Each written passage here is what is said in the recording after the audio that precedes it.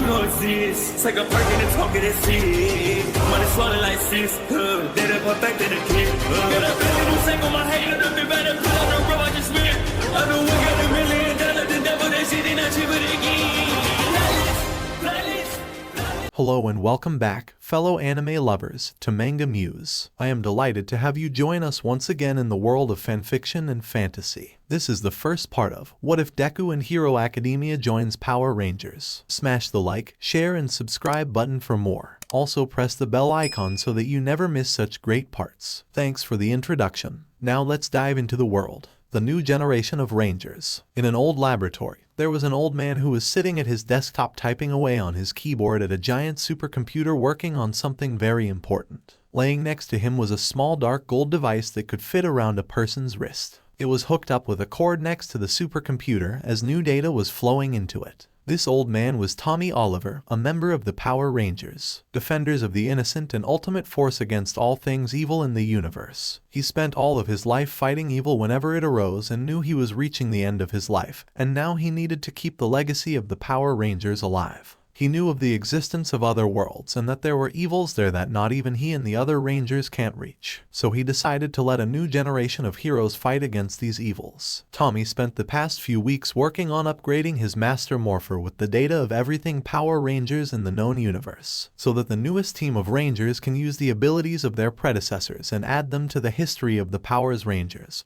so they can understand what the other Rangers stood and fought for. He also found a world perfect too for his plan to create new Power Rangers. He was a bit surprised about finding out about this world and its history, but nevertheless it would do, because as long as there is evil in the world, the Rangers will be there to stop it. Once the data transfer was complete, Tommy removed the cord from the Master Morpher and grabbed it. "Alright then," Tommy said, opening the portal to the other world. "It's been a good ride, but it's time I leave this to the next generation of Rangers," he said, holding the Master Morpher in his hand and looking at it one last time, thinking about everything he did as a Power Ranger and all the battles he faced with his comrades and fellow Rangers. Whoever receives this Morpher and its powers. He then tosses the Morpher into the portal and it disappears from his sight along with the portal. "I wish you the best of luck. Go Power Rangers," Tommy said with a bright smile. One day long ago in King City, China, a luminescent baby was born with a unique power. Then, as time passed, similar phenomena happened all over the world, and soon the world became a superhuman society with about 80% of the population possessing some uncanny ability. Our streets look like scenes from comic books. In a city swirled with chaos and confusion, a new profession dominated our collective consciousness. It was an age of heroes. We have those who would use their powers for the sake of others, those who use them for their own selfish gain and greed, and others with quirks but choose to live a normal life. As for me, it was the latter. But very soon, I will be one of these people. My name is Ren Amamiya and this is how I became the leader of the Power Rangers Hero Force. Amamiya resident morning.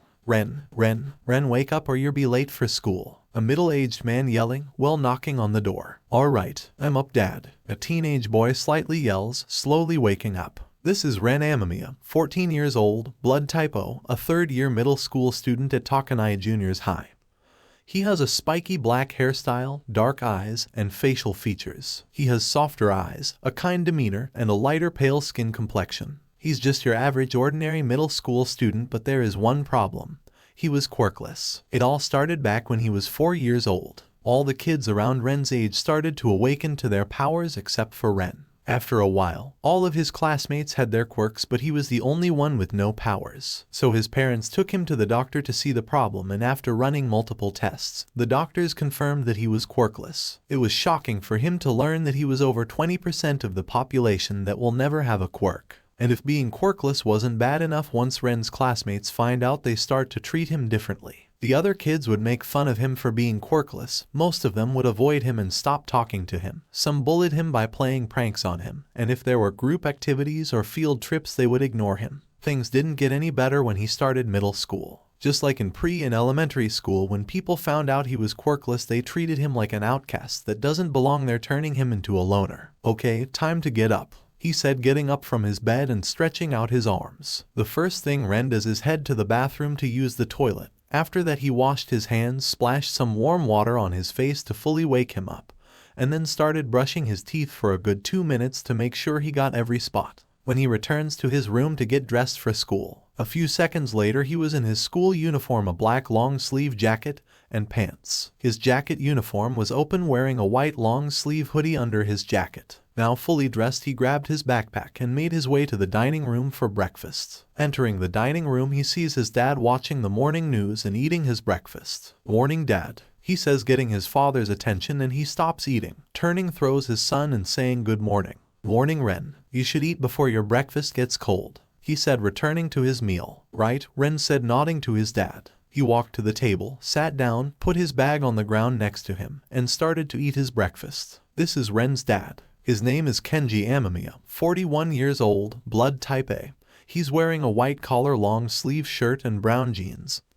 He has black messy hair and dark eyes. He can be serious at times but is also a little laid back. He also loves to cook. His quirk is temperature control. With it he can control the temperature of anything he touches. He used to make food taste so good. After he graduated high school, he went to cook school to improve his cooking skills. He and his old childhood friend owned a restaurant called Big Bites. It's a small business, but it's a pretty popular place that serves amazing food. His mother's name is Annie Amamiya. She was 33 years old, blood type O. She had very long black hair and gray eyes. Her hair is usually tied in a long ponytail, reaching all the way down to her waist. She was a happy, good-lucky girl who was sweet to every person she met. Her quirk is mind reading. With it, she can read the mind of anyone in a 3-mile radius, so you can never keep a secret from her. In fact, that is how my parents ended up together. My dad had a huge crush on Mom back in high school, and with her quirk, she knew of his true feelings and started dating in their 2 years. My mother worked as a private investigator. Thanks to her power, she is the best at what she does. She even helped with a few police investigations. She died due to a heart disease when I was 8 years old, leaving me and my dad alone.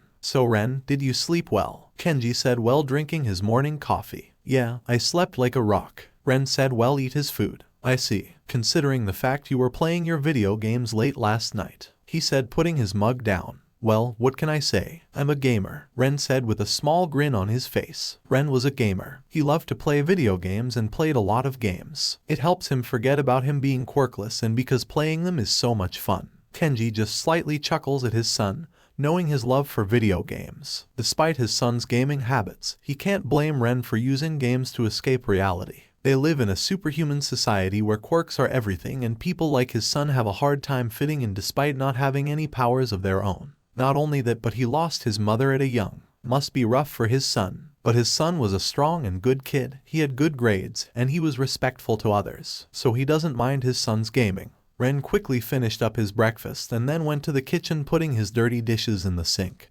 He went back to get his bag, put it on his back, and headed straight to the front door, putting on his black and white high-top sneakers, reaching his right hand to the doorknob. Before opening the door, Ren says goodbye to his dad. "Okay, I'm heading out. Later, Dad," Ren yelled loud enough for his father to hear him. "Bye, Ren. Be safe," Kenji said to his son. Ren opened the door, walked outside his house, and then closed the door behind him to make his way to school. Yusutafu Street's morning. Ren was walking down the street with his hands in his pocket, making his way to school. The sun is out, bright blue skies, and birds are creeping. Today was like any other day. "Man, I'm tired," Ren said with a yawn. "I just hope today won't be a boring one," he said to himself, taking a turn in an alley as a shortcut until something unexpected happened. Suddenly, a small portal opened up in the sky, and coming out of it was a ball of golden light, which was heading towards Ren. "What the hell?" Ren said in surprise. The next thing that happened was he jumped back as the ball of golden light landed on the ground.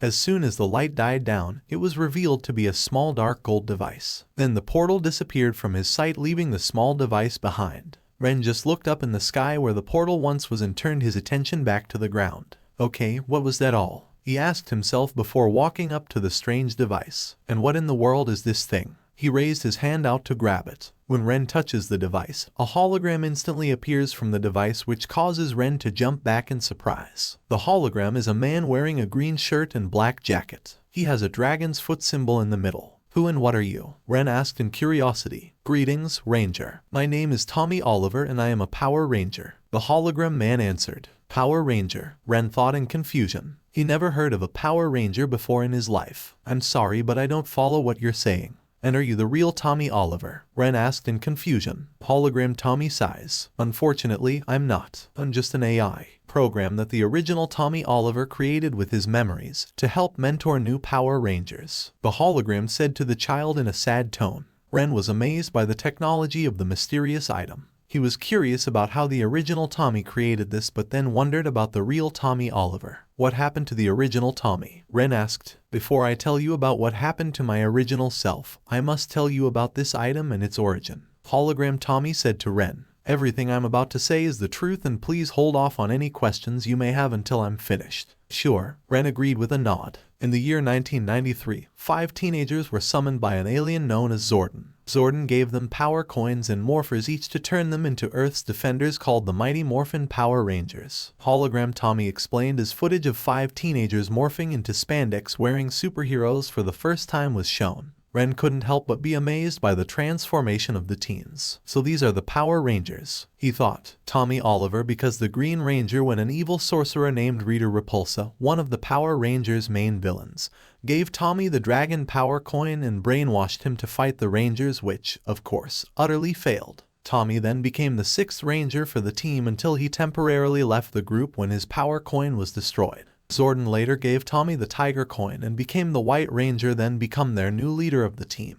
The footage continues. Ren was stunned about what happened to Tommy. He started off evil due to a villain brainwashing him until he managed to break free from her control and join the Rangers later on, when the Mighty Morphin Rangers were disbanded after saving the world. After new generations of Power Rangers were born, such as Alien, Zeo, Turbo, In Space, Lost Galaxy, Lightspeed Rescue, Time Force, Wild Force, Ninja Storm, Dino Thunder, SPD, Mystic Force, Operation Overdrive, Jungle Fury, RPM, Samurai, Megaforce, Pirate Legacy, Dino Charge, Ninja Steel, Beast Morphers, Dino Fury, Cosmic Fury, and many more Rangers that have yet to shine. Hologram Tommy said, with the footage showing different Ranger teams fighting. So many different Power Rangers, the teen thought. Ren's jaw slightly dropped when he saw different Power Rangers incarnations in the footage. He couldn't believe what he was seeing. The Rangers were fighting various hideous monsters, dinosaurs, sorcerers, aliens, demons, mutants, world destroyers, and many more. He couldn't believe that there was another life outside of Earth, as he wondered whether any footage that was shown was real, but Holo Tommy reassured him that everything he saw in the footage was indeed real and not fictitious. Now about their powers. The first Rangers received their powers when they became Power Rangers, while some Rangers in new generations possess an ability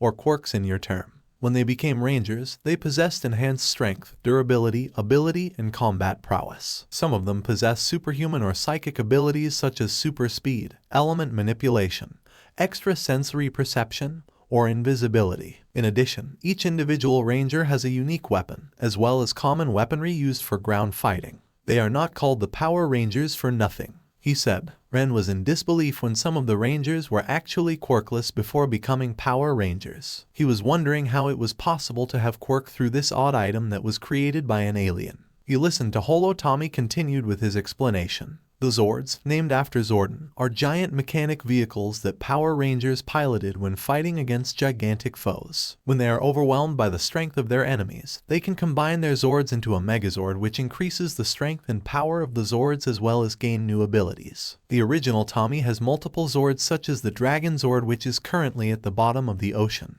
Tiger Zord, Falcon Zord, Red Battle Zord, and many others. Also, when they are fighting giant monsters, they completely avoid collateral damage, which surprisingly works unless they have no choice. The footage showed Ren's jaw opened again, seeing giant mechs operated by the Power Rangers. There were different kinds of Zords-like vehicles, a space station, animals, a Shogun, the entire headquarters, mystical creatures, and many more. He was even more amazed when they combined together to become a giant, more powerful robot. It was like something he had seen from one of the video games he had played. He was already impressed with the Power Rangers, and now after seeing their Megazord battles, he was completely blown away. After years of fighting and protecting his home from evil forces, Tommy Oliver was reaching the end of his journey from old age. Holo Tommy showed footage of a much older Tommy Oliver in his elderly years. Before he departed from this world, Tommy wanted to pass the torch on to someone who would continue the legacy of the Power Rangers. So he created a portal between worlds and re-engineered his Master Morpher to choose a new wielder before throwing it into the portal.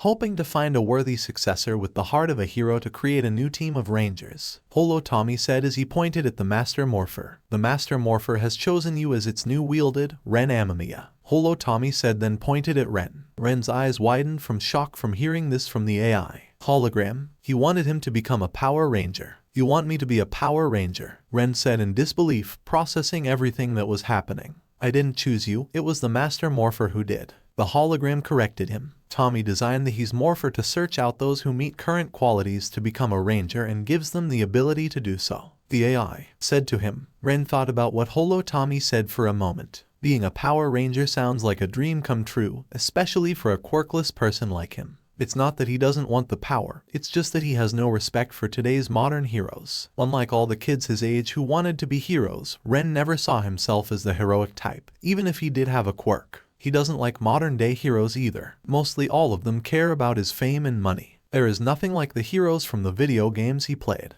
Those heroes are willing to save others and not ask for anything in return, fighting for what they believe is right, and never giving up even if the odds are stacked against them. Those were the types of heroes Ren respected. Now learning about the Power Rangers and everything they've done, they earned his respect and thought of them as true heroes. Can I get some time to think about this? Ren said, unsure about this decision to become a Power Ranger. Holo Tommy just shakes his head at the boy. There's no need for you to make a decision right now and I won't force this on you. But if you take too long to decide, the Master Morpher will find someone else as its wielder, he said, warning the boy. Right, I'll be sure to keep that in mind, Ren said as he put the Morpher in his pocket. He then took out his phone to check the time and his eyes widened in surprise. Aw shit, I need to hurry or else I'll be late, he said, dashing off to his school. Takanai Jr.'s high morning. Ren managed to make it to class on time, even after listening to the history of the Power Rangers. He was sitting at a desk waiting for homeroom to start, thinking about the Rangers. They were like no other heroes he'd seen before, and they didn't care about fame or money. If only every hero in the world were like the Power Rangers. After a few more minutes had passed, his homeroom teacher came to start homeroom and did a quick roll call in class beings. It looks like everyone is here, good. Now before we begin homeroom, there's the evaluation sheets, the teacher said to the class as he held a number of papers in his hand. School says I have to give you back those evaluation sheets. You are supposed to say what you want to do with your lives. Then the teacher threw the papers in the air. Aw, who cares about this? You're all going to apply for UA and become heroes, am I right? He said with a grin on his face. With that said, the classroom erupted into cheers, and all the kids started using their powers like they were at halftime of their lives except for two, Ren and a black hair girl. Yes, you all amazing quirk, but don't cut loose too much. The teacher calmed down the class. Kodai, I see you're applying for UA. The class turns its attention to Kodai. Even Ren's eyes drifted to her. This girl is Yui Kodai, one of Ren's classmates. She is a young girl with shoulder-length, bob-shaped hair, side-swept to her right with some shorter strands hanging above her eyes. She has fair skin, an athletic build, and cerulean eyes, and she's usually seen wearing a neutral expression on her face. In fact, Ren never saw her make a single emotion. She is wearing a black sailor's girl uniform, long sleeves and a skirt. She rarely says anything to anyone, but for some reason, she is extremely popular in school. Mostly for her looking and neutral expression. Her quirk is called Size. With it she has the ability to alter the size of non-living objects that she has interacted with. A good power for someone who is aiming for UA. Ren has known Yui for all of middle school. They had the same homeroom teacher for the past 3 years. She is the only person in school who even talks to him despite knowing he is quirkless. Ren doesn't think of Kodai as a friend, despite having a few conversations with each other. They weren't that close. The closest thing his relationship with Kodai was classmate, acquainted. They bump into each other a few outside of school. Sometimes they talk to one another, but the conversation doesn't last for long. Ren just can't understand Kodai of his life despite it. Yui Kodai was a real mystery. Yes sir, Yui said softly. Then the class started to make comments about her. Wow, Kodai going for the UA. A boy said surprised. She can get in no problem. One girl said no, who it going to play? Or look a future pro right now. Another boy said seeing Yui as a hero already. She going to one of the best schools in the county. Another girl said, yeah, kinda jealous, but what can you do? A girl said. Ren also agrees with his class. Kodai was one of the top students at their school, so someone like her passing the UA entrance exam will be breeze. While the exam is 10 months away, so you have plenty of time to prepare. I wish you good luck. She just simply nodded, not saying anything. Oh, Amamiya, I see you haven't handed in your evaluation sheets yet. Any explanation? The teacher said. Now everyone's eyes were on Ren. Even Kodai's attention fell towards the gamer. Sorry sir, I forgot it at home. Ren answers his teacher. Alright, just be sure to bring it tomorrow. Okay. Ren just nodded, but the teacher still had more to say. Also, are you planning on taking the UA entrance exam? I hear they got rid of the rule that quirkless people can't entrance the exam, and that got the class taking against me. Mamma mia, serious? A girl said. Can't believe what her teacher just said. Are kidding me? The guy doesn't stand a snowball's chance in hell at passing. One boy just laughing at him. The guys are smart, but doesn't have a quirk. Another guy said. Good grade alone can't get you very far in UA. Another comment is a boy. He shouldn't even try. We all know he's going fail. A girl said not believe in him. Ren just heard all of the comments his classmates were giving him, but it was nothing new to him since he was used to it, so just ignored them, focusing on his teacher with his arms crossed. No sir, I have no desire to be a hero. I'm planning on being a game designer, Ren said, giving a stuffing answer. I see. If that is the career of your choice, then I wish the best of luck as well, the teacher said to his student. A game designer, one boy said. The guy's quirkless, what did you expect? A girl said to him. I mean, what else can he do? At least he has his future planned out. Another boy understood his choice. Must be hard being quirkless. Another girl feels sorry for him. Yui Kodai just at look the quirkless boy with a neutral expression, still feels bad for him. Maybe if he had a quirk things would be different for him. She then took her eyes off Ren and back to the teacher. Alright, that's the end of homeroom. Let's start the first period. And then class starts. Meanwhile, Holotommy was secretly listening in on the conversation in the classroom. Why are they just writing him off like he doesn't have a chance at passing this entrance exam?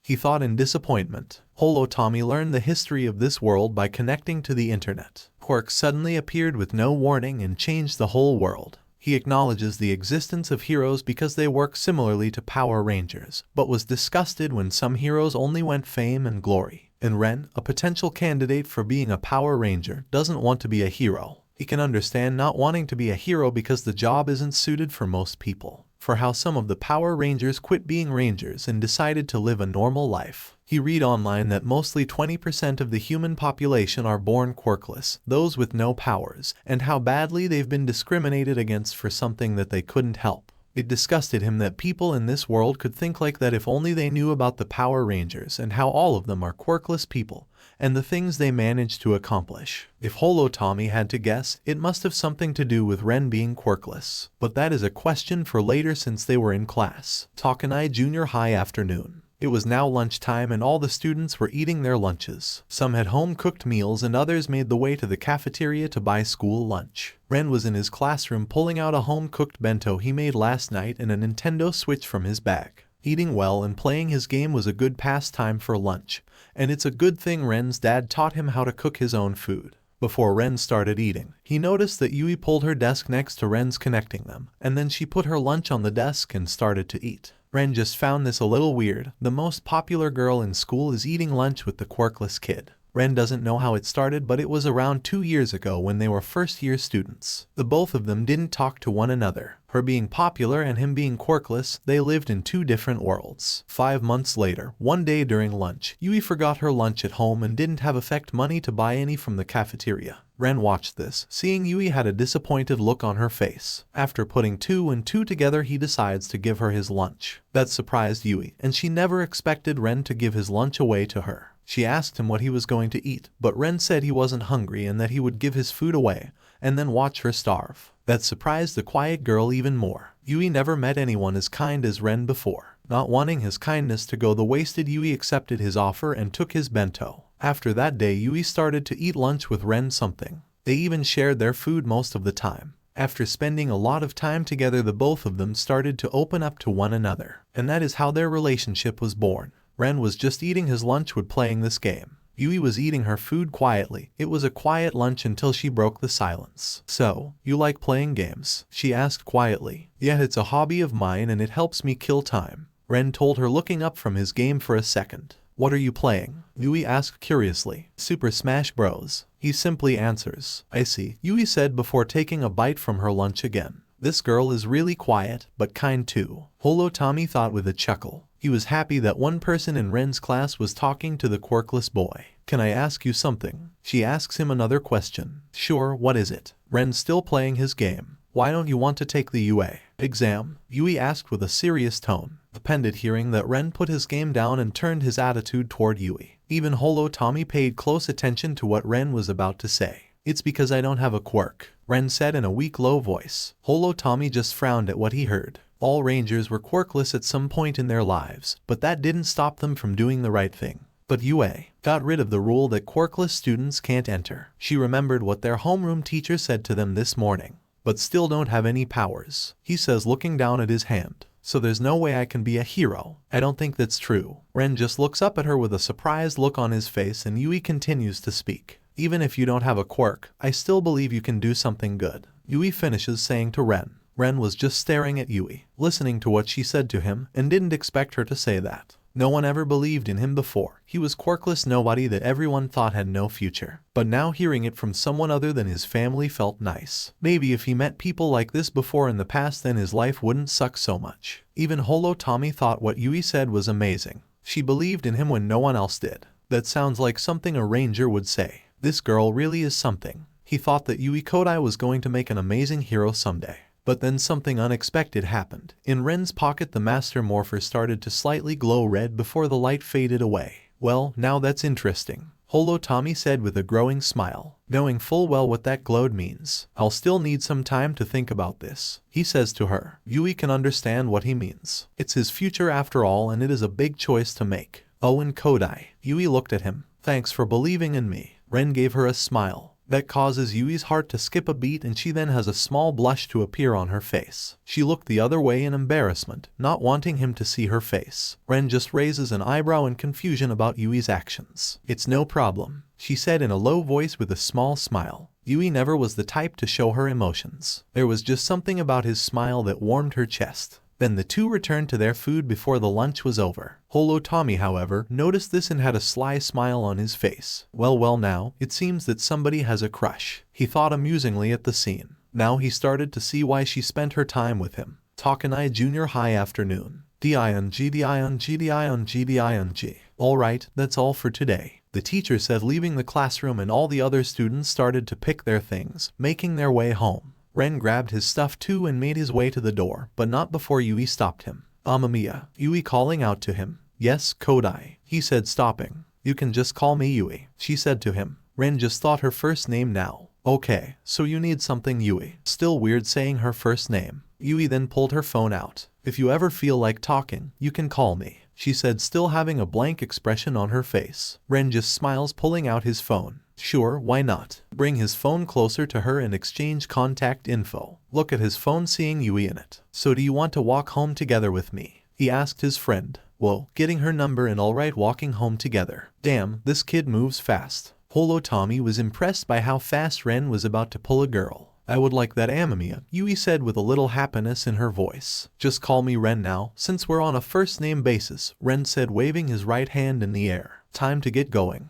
he said, putting his hands in his pockets. Yui nodded with a small smile on her face. They left the classroom to head home until Ren stopped for a moment. This causes Yui to stop as well and turn towards him. Is something the matter? Yui asked her classmate. I just need to go to the restroom real quick, he said, turning the other way. Just wait for me outside, okay, Ren said, heading to the bathroom. Yui didn't say anything and just did as he said. She decided to wait for him outside at the school gate. Ren made his way into the boys' bathroom and checked if there was anyone in there. Luckily for him, there was no one in there, and then into one of the empty stalls, closing the door behind him. He then pulled the Master Morpher out of his pocket. Hey Tommy, you there? The boy asked. The AI hologram appeared again, but only this time it was smaller. Yes, I'm always here, he said to him. So what is it you need from me? I have been thinking about the offer you gave me, Ren said. And have you made your decision? Holotomi asked, waiting for an answer. Ren takes a deep breath and gives his answer. Yes, I have, and I'll be a Power Ranger, he said. The AI just gave the quirkless boy a smile. If that's the case, then please the morpher on your left wrist. He instead the boy. Ren then put the Master Morpher on his left arm just as Holotomi asked, and then a strap band wrapped around his wrist, holding the morpher in place. The morpher glowed gold to register Ren as the new wielder of the Master Morpher. How interesting, Ren said, looking at Master Morpher. After the DNA registration, their mind of Ren was filled with all the previous Rangers' fights across 24 generations. All of their combat experiences and powers were now second nature to him. Holo Tommy smiles at the new ranger before being temporarily deactivated from the morpher, which leaves Ren to figure out how to use the alien item. Ren looked at his hands and could now feel the powers of every ranger's abilities coursing through his entire body. Ren then balled his right hand into a fist, held it up, and thrusted it forward, releasing a gust of wind that slammed open the stall door. He then walks out of the stall and stares at his hands in disbelief. I have powers now, Ren said, clenching his fists with a grin on his face. After all of these painful years, the quirkless boy who everyone thought had no future finally has powers. Powers he will use to help others, just like the Power Rangers. I'll carry on the legacy of the Power Rangers and become a hero, Ren said, running out of the bathroom to where Yui was. This day was the start of the next generation of Power Rangers. The birth of the Power Rangers Hero Force. Power Rangers Hero Force members. Ren Amamiya Ranger forms, divided by quirk. Also more 17 unknown Ranger forms, quirk, unknown. Musutafu Streets afternoon. On a random rooftop in the middle of the city, two people were standing there talking. One was a teenage boy. He was short for his age, his round face framed by a short mess of fluffy dark green hair that stuck up at odd angles around his head, casting noticeably dark shadows onto itself. His eyes are large and somewhat circular, their irises the same green color as his hair, giving him an innocent appearance. He has a set of 4 symmetrical freckles in diamond formations, one on each cheek, but despite these prominent traits, he's often described by others as being plain-looking. He was wearing a black uniform, wearing oversized red boots with thick white soles, laced up to the top. He's named Izuku Midoriya, a quirkless boy who dreams of being a hero someday. The other was a middle-aged man. He's a very skinny man with sharp, angular features and long limbs, his neck long and his eyebrows absent. He is wearing baggy clothing to accommodate the change in body mass between forms. This was Toshinori Yagi, but he is better known as All Might, the #1 hero and the symbol of peace. After All Might spots a villain with a sludge quirk, fleeing after robbing a bank while he was getting groceries. He tracks the villain through the sewers and eventually finds him trying to seize the body of a young man, which was Izuku Midoriya.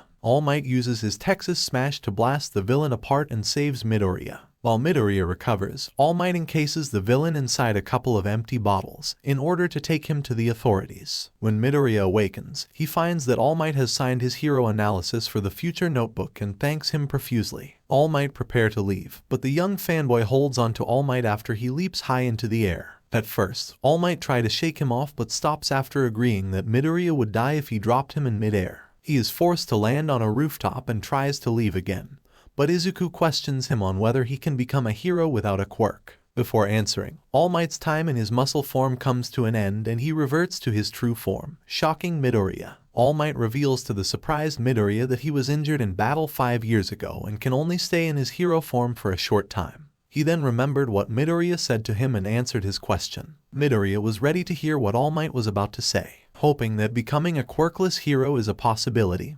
But I'm supposed to be the guy who's always smiling, right? I'm the symbol of peace. People everywhere have to think that I'm never afraid. But honestly, he revealed, clenching his fist, I smile to hide the fear inside. It's just a brave face I put on when the pressure is high. This job isn't easy. Pro heroes are always having to risk their lives, Toshinori said to the fanboy with a serious expression on his face. Some villains just can't be beaten without powers. So no, I honestly don't think you can become a hero without a quirk. Hearing those words coming from the #1 hero's mouth was like a dead sentence for Midoriya. All his life the only thing he ever dreamed of was being a hero and bringing a smile to their faces, but he was quirkless. Nobody believed in him and told him he couldn't be one cause he quirkless. His mother, his classmates, his teachers, his former best friend, bully, and now even his idol hero. I see. Midoriya gulped, with his head down in disappointment. If you want to help people, there are plenty of other ways to do it. You could become a police officer. They're looked down on because the heroes do most of the work,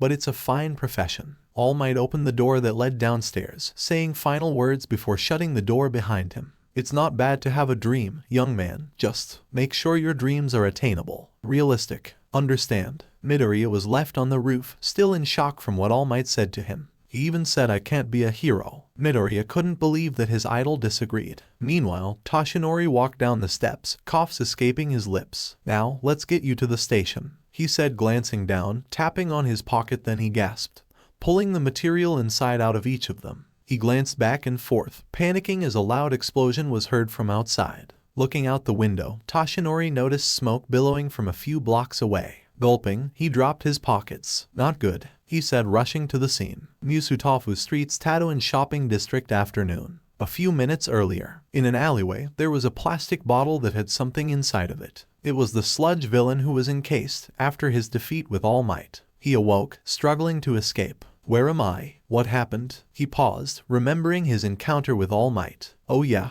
if it wasn't for him, I'd be out of town already. He thought in anger, cursing the pro-hero. That was rough, a male voice said, as three teenage middle boys walked down the alleyway. Weren't you and Midoriya good friends back when you were kids? One of the boys said to an angry blonde-haired boy. The boy was of average height, with a slim, muscular build and a fair skin tone. He has short, spiky, ash-blonde hair with choppy bangs that hang over his eyebrows. His eyes are sharp and bright red in color.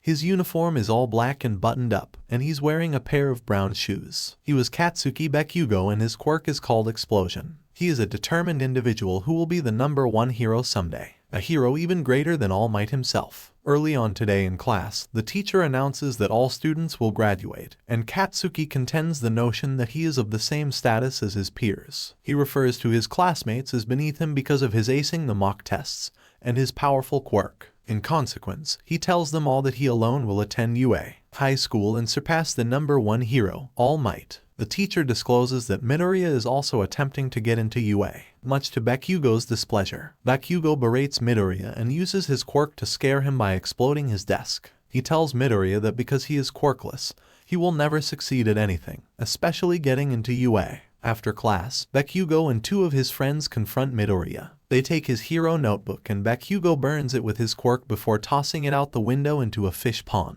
Bakugo reminds Midoriya that only he himself is destined to reach that school, and Midoriya is just a stepping stone for his greatness. Before leaving the room, Bakugo warns Midoriya not to apply to UA at all. Bakugo and Midoriya were close friends during their childhood. However, once Bakugo learned Midoriya didn't have a quirk while he himself manifested a powerful one. He had always considered Midoriya as a hindrance in his path to becoming the greatest hero, and bullying Midoriya alongside his classmates and giving him the derogatory name Deku, which he always calls him, to remind him of how useless he is and crush his dreams of being a pro-hero. After school, Bakugo and his two friends try to decide what to do for fun and ponder if Bakugo was too harsh on Izuku. Bakugo had an angry expression on his face thinking about today's events with his former childhood friend Deku. God, just thinking about that useless nerd really pissed him off. Yeah, the other boy agreed, turning to Bakugo. You were a little harsh with him today. Bakugo looked down at an empty soda can resting in his palm. It's his own fault for getting in my way, he said, walking, as he kicked the bottle that held the sludge villain. You shouldn't waste your time with the guy. Just forget about him, one of his friends suggested. Bakugo thought back to that morning, scoffing as he exploded the can with his quirk. Someone's gotta teach that worthless nerd how the world really works. He threw the can to the side. I hate it when he talks about heroes, Bakugo angrily said. His friends started to laugh, and then one of them gave a suggestion. Hey, I got an idea. We should go to the arcade. Get your mind off it, you know. Fine, he said, agreeing with the idea. Or we can sneak into the bar at the station. Pick up some ladies, the other boy said with a grin. His friend agreed to the idea. Idiots. If we get caught, there's no way UA would let me in. Bakugo yelled at them, while the sludge seeping out of the bottle as they spoke. As Bakugo yelled, his friend's eyes widened, noticing the sludge villain behind him. They each pointed towards him, drawing Bakugo's attention to a reforming sludge monster. Perfect, the mud-like creature gurgled. I like a skin suit with some fire, he said, absorbing Bakugo into his goopy body. Musutafu Street's afternoon. Present, Midoriya was still standing there thinking about what All Might said to him until the boy broke from his trance as he heard the explosion as well, wandering closer to the edge to investigate. Upon noticing the smoke, he gasped, hurriedly running towards the door. A villain. I wonder what hero will show, Midoriya said. Midoriya stopped as All Might's words echoed through his mind. Some villains just can't be beaten without powers. So no, I honestly don't think you could become a hero without a quirk. His shoulders dropped and he closed his eyes, making his way downstairs at a much slower pace. He was just a quirkless failure, just like what Kaken said to him. He was just a Deku. Musutafu Street's Tadouin shopping district afternoon. Ren and Yui were walking through the shopping district on their way back home from school, passing by multiple people. Ren was feeling good right now. He finally has powers now thanks to the Master Morpher. All that was left was to train his new powers and get them under control. So, Yui, Ren said, getting the quiet girl's attention. Yes, Yui asked, looking his way. I have been thinking about what you said to me at lunch, Ren said, stopping and turning to her, which made Yui stop too. And I decided to take the entrance exam. Really? She said with a slightly surprised look. He just gives her a nod in response. I see. I'm happy to hear that, Yui said with a little smile. Then let's do our best together. Right? Ren said to her with a smile. Holotomi just slightly chuckles at this moment. But then the three attention turned to a loud explosion. What was that? Ren said in surprise. Don't know, Yui said, being more calmer than Ren but was still surprised. That's not a good sign, Holotomi said, having a bad feeling about that explosion. Come on, let's go see what this is, Yui, Ren said, rushing over to where the smoke was. Yui didn't say anything, she just followed him from behind. Toshinori ran through the city as fast as he could, even though he had reached his time limit on using his quirk. Meanwhile, Ren and Yui ran to see a crowd of people who were watching something. The two of them arrived to see the wreckage of the villain attack. Flames licked at posts, bringing them down with thuds as panicked people ran from the chaos. The heroes rushed to the scene, soon realizing that there was someone encased in the monster's goop. One hero was a man called Kamui Woods. He was a young man with a rather muscular build, standing relatively shorter than others. His face was covered in a wooden mask he using with his quirk. His hero costume is a dark blue bodysuit that includes a wooden belt, wooden knee pads, and wooden shoes. A small bundle of roses hangs from the left side of his belt. Another was called Backdraft. He is dressed like a firefighter, sporting a long yellow jacket with high visibility lines running down the center, along his sleeve cuffs,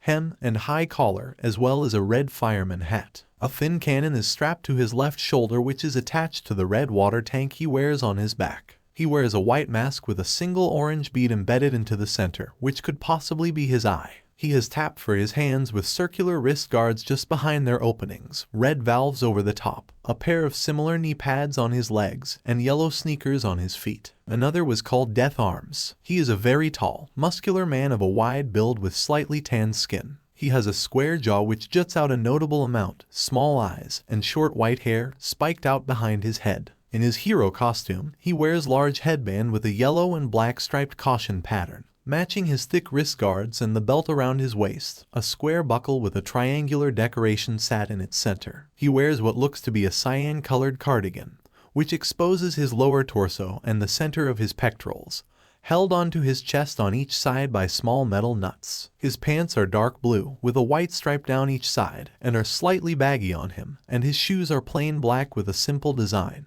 And others pros thrown into the mix, trying their best to resolve the situation at hand. They've taken someone hostage, Death Arms exclaimed, his fists colliding. The man rushed towards the villain, punching the sludge villain. How dare you prey on a child? The monster simply laughed as the man's hand sunk into his body. Death Arms was thrust into the door of a garage, groaning as he fell. You okay, Death Arms? A hero asked, running towards the sludge villain. Heh, stay back or I'll snap his neck. The villain threatened the hero to stop. Bakugo was struggling to free himself from the villain's grasp, screaming as he stretched the sludge. You picked the wrong guy to mess with. I'm gonna send you back to whatever sewer you crawled out of. His palms forced out explosions as he fought back, spreading the fire. Let me go. The wind rushed from the explosions, pushing the heroes backward. You have so much power. The sludge villain laughed. I really hit the jackpot. With a quirk like yours under my control, I could take All Might down with one punch. He began forcing his tentacles into the air, sending them into a spiraling motion.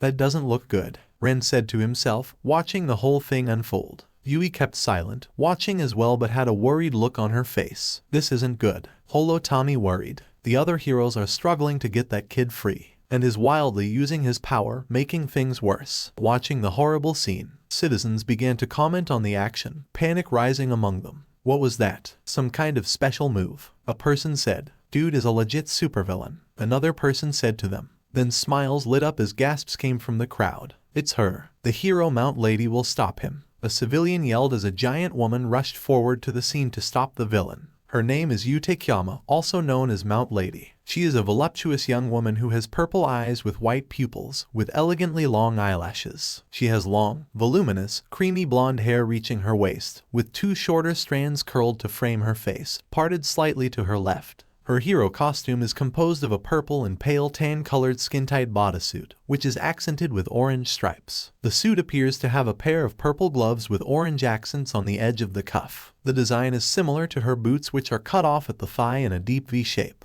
The suit also has 3 peculiar orange diamond-shaped dots on the purple top that are located under her chest, and she also wears a purple domino mask with horn-like protrusions on the sides. Mount Lady's eyes widened as she stumbled backward. My only weakness, she gasped in realization. I need at least a 2-lane road if I'm gonna make my way through here. Fire and wood don't exactly make a good combination. I'll let someone else stop this guy, Kamui Wood said, wrapping up civilians in his limbs, rescuing them from the scene. Don't look at me, Backdraft called out, hosing down the fire. I've got my hands full here. He glanced from left to right, speaking to the heroes. Where are those fire trucks? Can you guys get to him? I can't get a grip on his weird body, Death Arms replied. Plus, that kid's quirk is causing explosions left and right. This is a shutout. We gotta rally and knock him out of the park somehow, shouted a nearby hero. Bakugo continued to struggle as the sludge villain laughed maniacally, almost completely enveloping the boy. He then launched an attack on the heroes, forcing them to move backward. It's no good. None of us have the right quirks for stuff like this, Death Arms shouted, exasperated.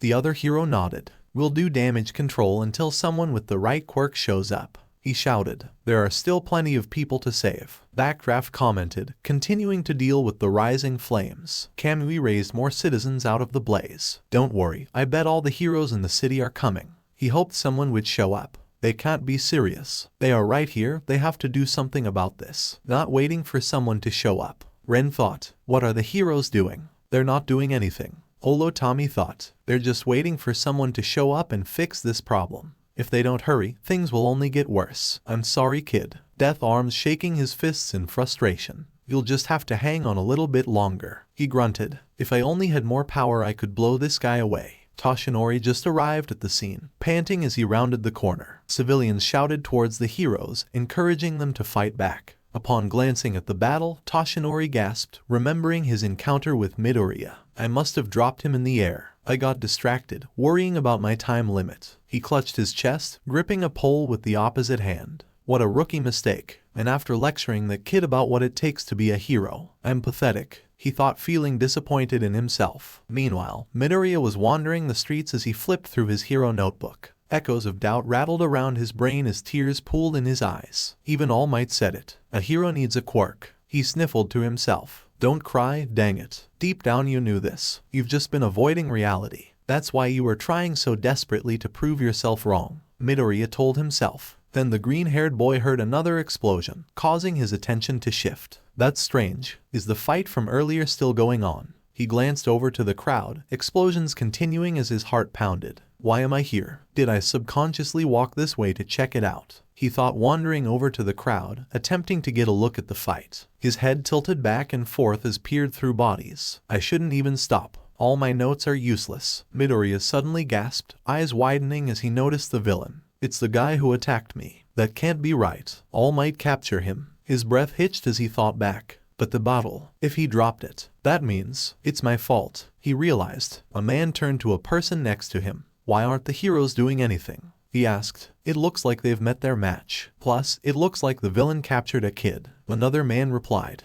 Things aren't looking good for the heroes. After hearing their conversation, Midoriya's neck snapped back to the fight, noticing blonde tufts of hair peeking from the sludge. He captured someone. I wonder how long they've been in there. How can they survive being suffocated like that? He thought back to his own encounter with the villain. I thought I'd die after only a few seconds of struggling. Then confusion began to rise amongst the crowd. Wait, I'm confused. Isn't that the villain All Might was chasing after earlier? What? All Might? No way, he lost. Where is he? Seriously, why hasn't he shown up to help the heroes? Are they seriously hoping for one person to resolve this problem? Holotomi was dumbstruck. He knew about All Might from the internet. He was a hero and everyone had faith in him, almost like some kind of god. All Might isn't the only hero they should rely on, and chances are he might not show up. He thought, forget All Might for a moment and worry about the heroes that are already here. Ren thought, All Might be the #1 hero, but is just one man and can't be everywhere, solving everyone's problems. Damn it, why aren't they doing anything?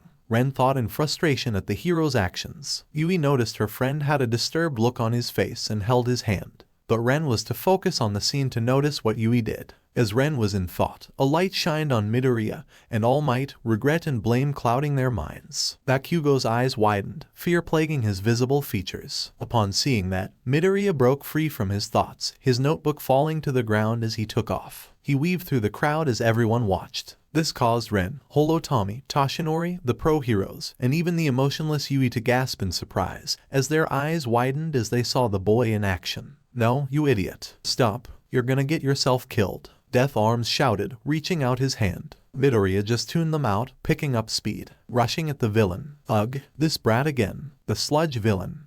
"Deku," Bakugo tiredly whispered, watching him coming closer. "Just what is that guy doing?" Ren said in surprise, looking at Midoriya rushing at the sludge villain. Holotomi just observed the green-haired boy and wondered what could have possessed him to run into the middle of danger like that. "What am I doing? Why am I running? Why can't I stop?" Midoriya thought, rushing towards the creature. As the villain reached out his muddy hand, Midoriya panicked. "What do I do? What would a hero do right now?" He quickly thought of his hero notebook, mentally opening up to a page. Page 25. Right? He came up with a plan. "Take this." The boy spun, hurling his backpack at the grotesque villain's eye, causing him to flinch. The sludge villain then released Bakugo for a moment, allowing him to take a gulp of air. "K-I-C-H-A-N," Midoriya shouted, grasping at the sludge villain's body. "What? Why are you here?" Bakugo yelled at the boy. "I don't know. My legs. They just started moving," Midoriya shouted frantically, still attempting to release the blonde. "Tachin," Midoriya cried. "I couldn't just stand there and watch you die." Toshinori, Ren, and Holotomi gasped, staring wide-eyed at the boy upon hearing his reason. "This kid," Toshinori thought in surprise. "Master, I finally found my successor. He jumped into the middle of danger just because he didn't want him to die." Ren thought in amazement, thinking about how heroic this green-haired kid was. Holotomi thought in shock that this kid was interesting. "This kid is unbelievable. That sounds like something a ranger would do. Jumping into danger regardless of the consequences and doing everything in their power to help others." Then something unexpected happened to the Master Morpher. It started to glow bright green before disappearing. Holotomi was surprised by what just happened and knew what it meant. "No way. He's been chosen as well," he thought before smiling. "Just a little bit longer, kid." The villain addressed Bakugo, switching to Midoriya as he aimed an attack. "And I'm done with you." All Might's muscles began to expand, steam rising from his skin. "I have to do something," he grunted. "No matter the cost. Crap, I have to do something." Ren thought as time started to slow down around him. What's going on? Why is everything moving so slowly? He looked around as the people, heroes, and villains moved very slowly. Shit, now's not the time to think about it. He shook his head. "I need to move," he said, looking straight ahead. The heroes lunged towards Midoriya, panicked. "Save the boy," Death Arms ordered. "This thing will kill him." Ren then moved his body in a blur as he made his way to reach Midoriya. The sludge villain raised his fist in the air to strike down the quirkless boy. Midoriya fell to the ground and saw an incoming arm, bracing for an attack that never came. But Ren grabbed Midoriya and pulled him away from the villain's attack, then rushed over at Bakugo, pulling him out of the sludge villain's body at an incredible speed that no one reacted to or seen. "What the?" the villain said in confusion as his fist was on the ground. Where did he go? And he noticed his human shield was gone too. And where did that explosion kid go? He wasn't the only one. The heroes and civilians was wondering something. All Might then stopped himself from changing into his muscle form, as he was just as confused as to what happened to Bakugo and Midoriya. "Where are those two boys?" Death Arm said in confusion. "Did someone save them in time?" Kamui Wood said. "Or maybe they moved out on the way," Backdraft suggested. "Hey look," Mount Lady pointed, drawing everyone's attention to where she pointed. They saw Ren holding both Midoriya and Bakugo by their arms tightly as they were lying on the ground. "Who's that kid?" Mount Lady said in surprise. "He just saved that green-haired and blonde kid," Death Arms said, looking at him. "But how? I didn't even see it happen." Kamui Wood said in confusion. "Ren," Yui said in surprise. "Oh, great. Not another brat to deal with," the sludge villain said in annoyance. Midoriya then opened his eyes and looked at Ren in surprise. Bakugo just had a confused look on his face, not knowing what just happened to him. "Not bad, kid,"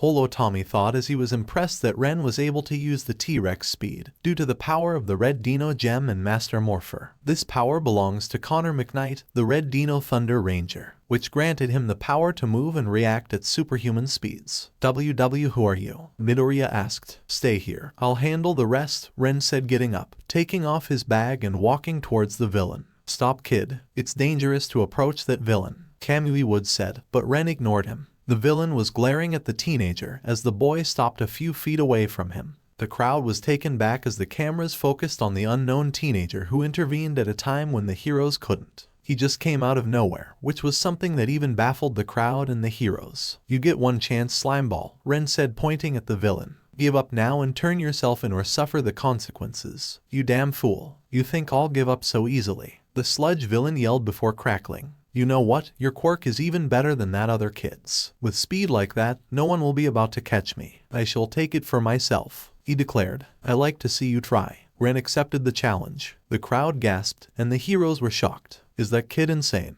Death Arms cried out loud. "We have to stop him," Kamui Wood said. "Ren, run," Yui cried out in concern. All Might would have moved, but he kept his eyes on the black-haired kid, wondering how this was going to play out. "But y'all never get that chance, cause," Ren said while raising his left arm to the side, and the Master Morpher began to change to a different Morpher, the Rescue Morpher. "It's Morphin time," he shouted at the top of his lungs, confusing everyone there. "Morphin time." Midoriya, Toshinori, and Yui all thought in confusion. "Lightspeed Rescue," Ren shouted while doing hand motions before pressing the top left button, opening the antenna panel cover on the Morpher. Morphing sequence, Lightspeed Rescue. The background changes to a black tunnel with multiple lights moving back as Ren thrusts his hands forward, being a red, white shield symbol appears in front of him. He then quickly crossed his arms before moving them down to his side. Suddenly, it passed through Ren as it disappeared, forming his ranger suit except for his visor before his gas mask came up and the visor hit it alongside his face while the logo appeared behind him.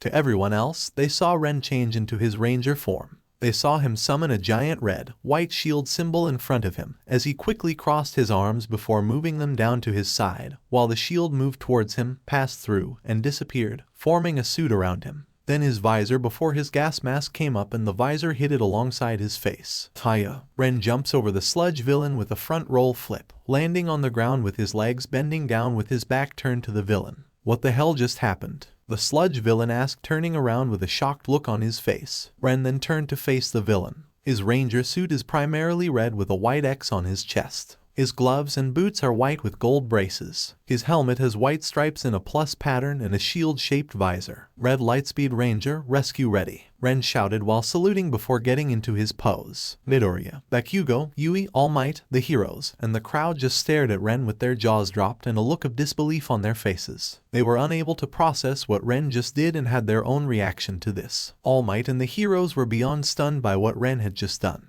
They were trying to figure out how a child has a hero costume and how he makes it appear out of nowhere. Midoriya's mouth was wide open with a shocked expression on his face. The person that just saved him suddenly made a costume appear on him and was ready to face the sludge villain. Normally he would have geeked over something like this, but he was too stunned to do anything except look at Ren. Bakugo had the same expression as Midoriya. He was trying to figure out who this spandex guy was and how he made a costume appear out of thin air. Yui's eyes were widened upon seeing what Ren did. She knew he didn't have a quirk, but what he did looked like something a person with a quirk would do. She had so many questions right now, but Yui was more worried about Ren's safety. Wow, so this is what it feels like to morph into a Power Ranger. Ren just looked at himself and could feel even more power in his ranger form. "I know it's amazing and all, but focus on the enemy in front of you," Holo Tommy reminded him of the villain. "Right, sorry," Ren said, regaining focus on the threat before him. The sludge villain just got out of his shock and glared at Ren. "Is that supposed to scare me or something? As if I'll be intimidated by some brat playing hero," he shouted, making two tentacle sludge arms and sending them to Ren. "Now die." "Rescue blaster, fire," Ren said, pulling out his rescue blaster and firing 2 shots at the villain's arms, destroying them.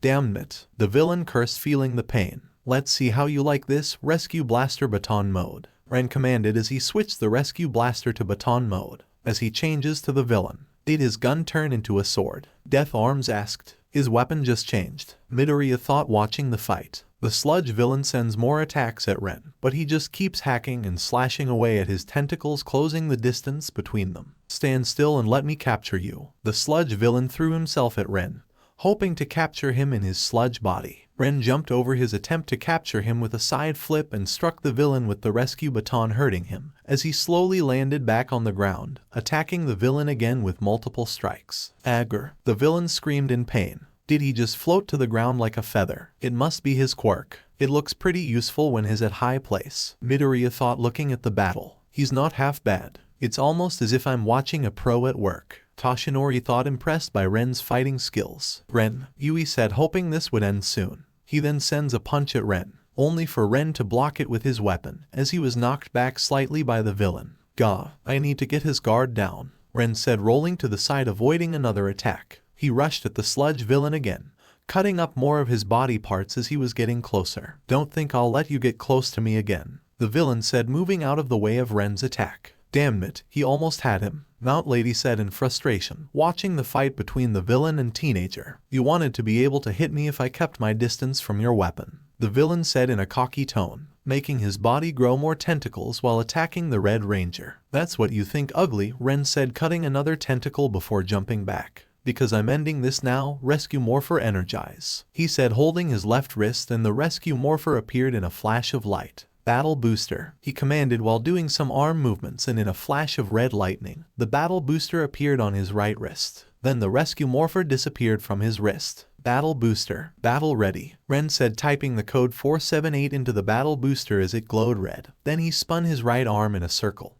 holding his arm up in front of him as the light followed his movements before fading. Is that some kind of support item? Midoriya whispers as he continues to watch the battle. Battle Booster, Toshinori repeated what Ren said, as he wondered what this Battle Booster does. Bakugo just stayed silent, watching everything unfold. How does he keep getting those weapons? Kamui Woods asked. HMPH, that doesn't scare me, the sludge villain remarked, not being impressed. It's not supposed to. Battle Booster, full power, Ren shouted as his right fist started to glow red again and he jumped at the sludge villain. No, stop, Death Arms shouted. Is that kid trying to kill himself? Mount Lady said. You fool, Kamui said in worry. Ren, Yui shouted his name out loud. The sludge villain just smiles, thinking he has already won. You're mine, he said, throwing multiple sludge tentacles at the boy in midair. The tentacles hit Ren dead on as sparks were flying off his suit, but he powered through the villain's attack and continued his assault at the sludge villain. What? The sludge villain said in surprise. Take this, Ren shouted, hitting the villain's body with his fist. HHH. The sludge villain cried in pain, as Ren's attack caused a little red shockwave that pulled everything in the area back slightly. The crowd and heroes brace themselves from the shockwave, as they hold their hands over their faces from the burst of wind pressure. Ren used the shockwave to push himself back with a backflip as he slowly landed back on the ground. The attack managed to do major damage to the sludge villain, as he looked like he was reaching his limit. Ren knew it was the perfect time to finish him off. Rescue Blaster. He pulled out his gun. Ready, aim, Ren said, pointing his gun at the villain. You wouldn't dare. The sludge villain growled in pain. Fire, Ren shouted, sending multiple laser shots at the sludge villain, dealing even more damage to him. Ren turned around with his back facing the villain, then skillfully twirled his rescue blaster in his right hand before putting it back in its holster. NOOO, not again. The sludge villain screamed in pain as electricity flowed through his sludge body, and then exploded with his body parts flying all over the alleyway. While Ren's back was turned at the explosion, looking like a complete badass. Cause badasses don't need to look at explosions. The crowd, pro heroes, All Might, Midoriya, Bakugo, and Yui were staring at the scene with shocked looks on their faces. Power down, Ren said as his ranger suit suddenly vanished, reverting him to his school uniform,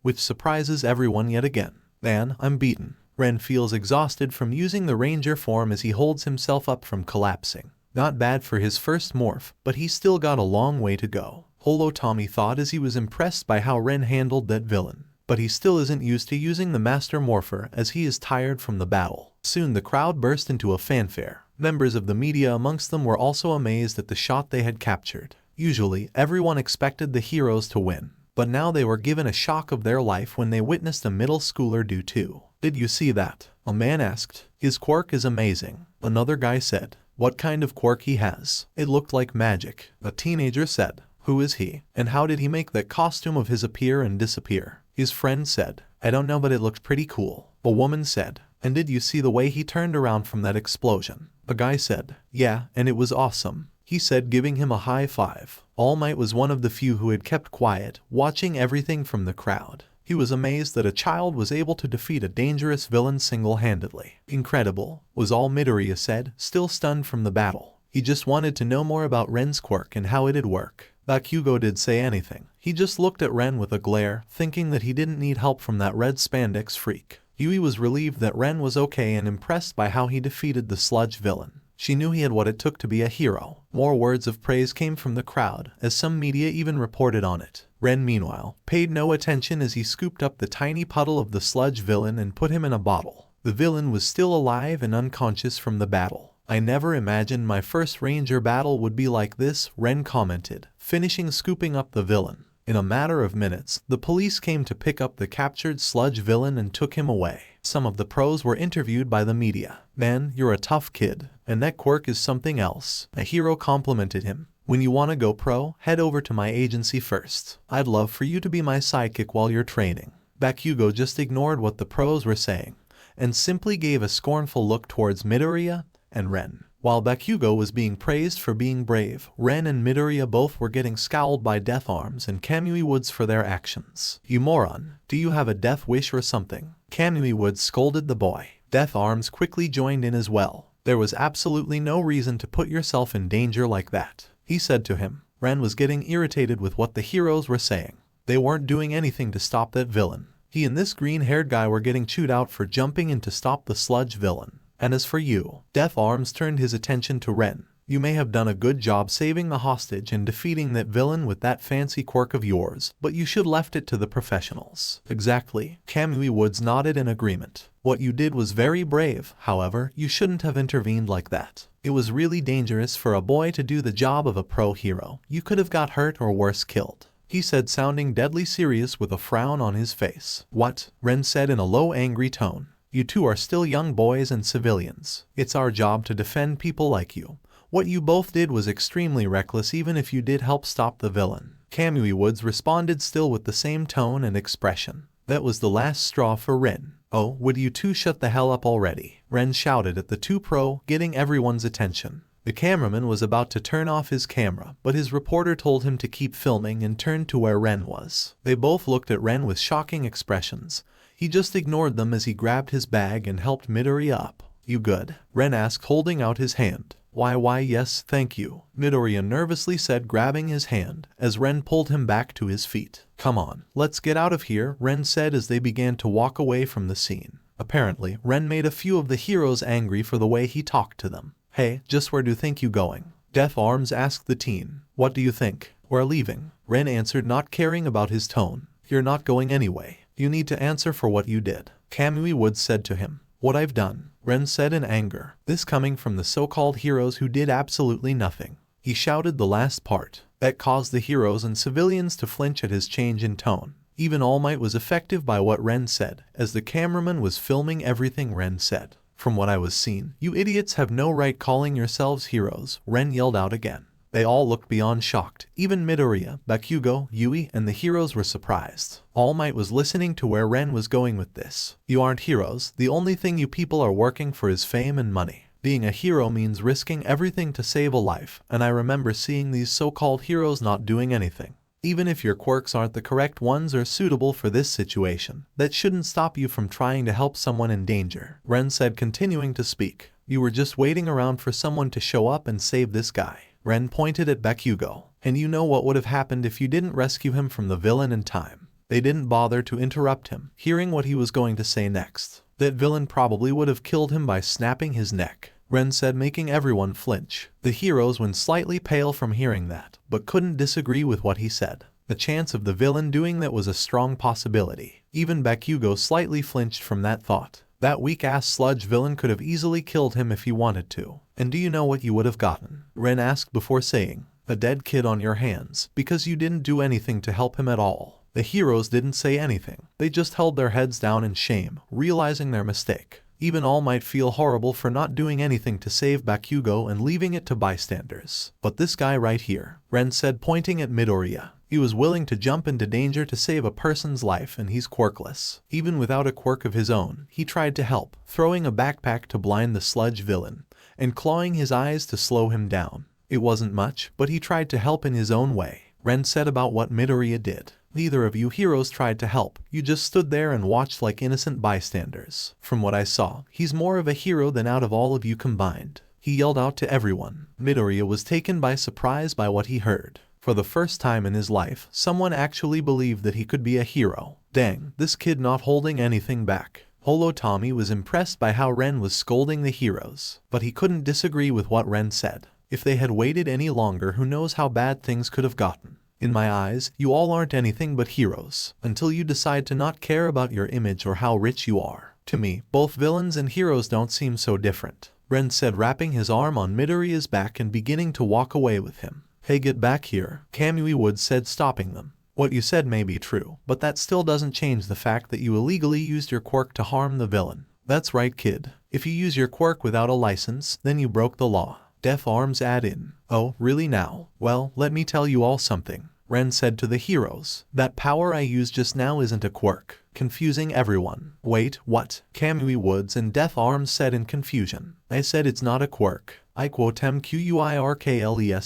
Ren shouted out loud for everyone to hear. That surprised everyone there even more. A quirkless boy defeated a villain without powers. That was completely unheard of in the superhuman society. The ones who were surprised the most were Midoriya, Bakugo, and Toshinori as their eyes widened in complete disbelief. Since I'm quirkless, I didn't break any laws, so you can't punish me for anything, Ren said, looking at the heroes with an intense look. Now move the hell out of my way, he shouted at them. Kamui Woods and Deaf Arms were now scared shitless of this kid and did what the new ranger said. He and Midoriya left the scene with Yui following them from behind, leaving a baffled crowd and heroes. They let what Ren said sink in, and they knew he was right. But what stunned them even more was that he announced that he was quirkless. Bakugo, meanwhile, remained seated on the floor watching Ren and Midoriya leave. I was saved by two worthless quirkless losers. He grinned his teeth in anger. First, that useless nerd Deku and some spandex-wearing freak who claimed to be quirkless. He remembers the fight against the sludge villain and how that guy defeated him. He couldn't even so much as hurt that villain, but some goddamn quirkless failure managed to do it. Now all the attention was on him. Everyone sees him as a strong hero, while everyone looks at him as a helpless weakling. He even had the balls to call that damn nerd that he was a fucking hero. What does he even know what it means to be a hero? He's just a goddamn useless quirkless pebble with some fancy-ass suit. The anger and humiliation of being saved from a quirkless person was shown on Bakugo's face, and he slammed his fist on the ground. Fuck, he growled and picked up his bag. Ignoring the other heroes trying to comfort him, he walked the other way, continuing his train of thought. This sucks, this goddamn sucks. I'm supposed to be the strongest there is, and yet some quirkless nobody like Deku had to save me. Bakugo thought, becoming more angry by the second, as an image of Ren popped into his head. I don't know who you are and I don't give a shit, but I won't let you upstage me again. I won't let you get away with this. I will become the #1 hero someday. And if I ever meet you again, I'll fucking crush you like the quirkless insect you are. Bakugo vowed to himself. Nusutafu Street's evening. The sky was bright orange as the sun was standing. Ren, Midoriya, and Yui were walking down the sidewalk until they were far away from the crowd of people. I think that's far enough, Ren said, stopping, as did Midoriya and Yui. You feeling alright, man? He asked Midoriya in concern. Oh, why yes, I'm fine, thank you for helping me, Midoriya said with a bow. There's no need for bowing, man, he said to the green-haired kid. I'm just happy, okay, Midoriya. I'm Izuku Midoriya, Midoriya said to him nervously. I'm Ren Amamiya and this is Yui Kodai, a classmate of mine. Ren introduced themselves. It's a pleasure to meet you, Amamiya and Kodai, Midoriya said. Just call me Ren, Ren said until he felt something touching his arm. He turned to see Yui, who bangs covering her eyes. Yui? Then out of nowhere, Yui hugged Ren with her face barred in his chest. This act catches him and Midoriya by surprise. Yui, what's the matter? Ren asked her, feeling a little uncomfortable with how close she was to him. You're an idiot, she said, still having her face in his crest.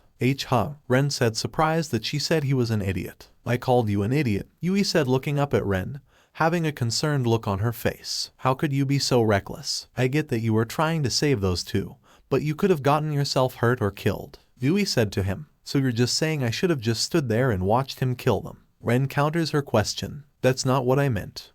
Yui trying to find the right words to say. I was so worried about you. I thought that villain was going to kill you, but you won and I'm so happy that you're alright. She held onto him even more tightly. Ren noticed Yui's body shudder slightly as if his words triggered something within her, but he wasn't sure exactly what. She had a sad expression on her face, something that the emotionless girl never showed. And Ren started to feel bad for what he had done. True, he did stop that villain and saved Midoriya and Bakugo, but he made his friend worry about him. Ren signs to himself in disappointment. I'm sorry for worrying you like that, Yui. Ren apologizes to her for returning the hug. I forgive you, but try to be less reckless. I hate seeing you like that, Yui said while whispering that last part. Ren is still bad for making her worried and wants to make it up to her. Midoriya just awkwardly watched the two friends, but couldn't help but smile at the same time. Hey, Ren, Midoriya called him out.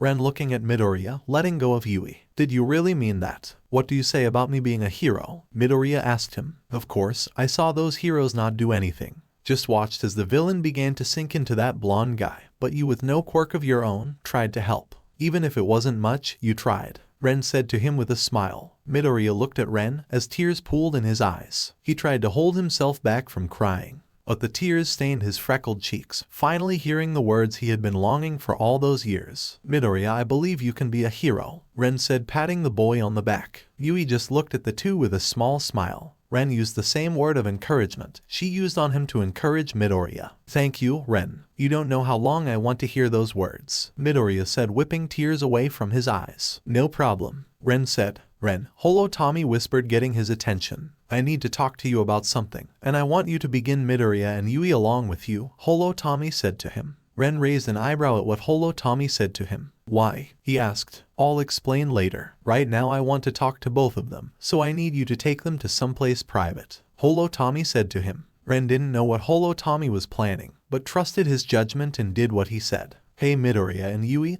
there's something I wanted to talk to you two about, Ren said to them. What is it? Midoriya asked. It's about my power, Ren said. Your power? Yui said in confusion. Oh, yeah, that's right. What is your power actually? And how did you make that costume of yours appear out of nowhere? Midoriya wildly asked him. It's kind of hard to explain. Ren rubbed the back of his neck. But it would be much easier to explain it if you come over to my place, Ren suggested. Sure, Midoriya said with a nod. How about you, Yui? Ren asked his friend. Yui nodded, being on board. Okay, just follow me, Ren said, leading the way to his house. A few moments later, I am here, All Might in his muscle form, appearing from the corner. But he quickly realized that they were nowhere to be seen. What the? I could have sworn they were come by this way, All Might said, confused as he was following Ren and Midoriya. I was hoping to ask that black-haired boy about his strange powers and make Midoriya into my new successor. Maybe I'll meet them again at the UA entrance exam, All Might said before he left, hoping to see those two boys again. So alright folks, that's all for today. Stay tuned for part 2. Do subscribe, like and share for more such videos. Press the bell icon to be notified first on release. See you in the next video. Till then, goodbye.